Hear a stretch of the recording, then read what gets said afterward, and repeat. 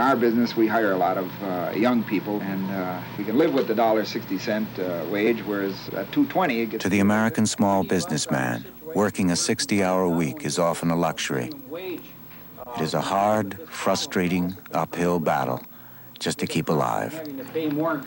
And he has a right to know what kind of man would lead his country. I was out in Mitchell, South Dakota, and I understand you're from a very conservative background. How do you put this together with the accusations that you're a radical? Well, I don't think I'm a radical. I think that the conservative origins that I come from tend to make me appreciate the first principles of the country, and I think we've departed from those principles. We started off in the Declaration of Independence with 3 affirmations. We said everyone was entitled to life, to liberty, and to the pursuit of happiness. And it seems to me we've been pursuing a course in recent years that moves directly contrary to those principles. That's why I've found the war in Vietnam so obnoxious, that it seems to me to be a contradiction of everything decent that this country stands for.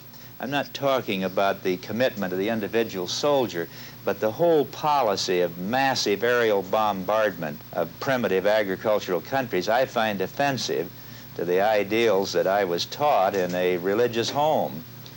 I was a bomber pilot in World War II. It's not that I'm a pacifist, but I think we have to be very careful about using the enormous military power of this country trying to achieve our objective overseas.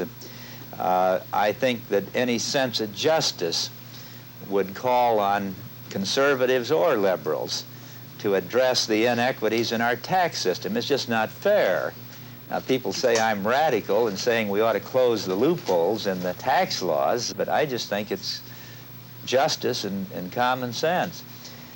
I don't think it's radical to say, for example, that everybody ought to have a job, even if the government has to come in as the employer of last resort. The greatest waste we now have in the United States are the 6 or 7 million people who are unemployed. And I'd find some way to get those people back to work, either by direct contracting with private industry to begin improving our cities and building up our environment, building better transit facilities and things of that kind, or where you couldn't do it by direct contract with industry, I would do it with public service employment, because I think every able-bodied person ought to be working.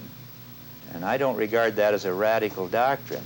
What part of the charge against me do you think justifies the label radical? Well, I myself don't feel that you are a radical. I think that you're a humanitarian, and I think that some of the things you are saying are consistent with the Christian belief.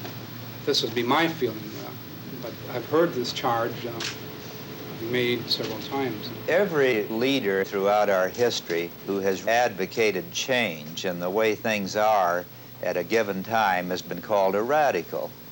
Unless you're willing to just drift with the status quo, somebody's going to call you a radical. They did that to Abraham Lincoln. They did it to Franklin Roosevelt. They did it to John Kennedy. These people that have stood for fundamental change in the country have all been branded as radicals. After they die, they become heroes. Somebody has said that a conservative is a worshiper of dead radicals. McGovern, Democrat, for the people. The people are paying for this campaign with their hard-earned dollars. Send what you can to McGovern for President, Washington, D.C.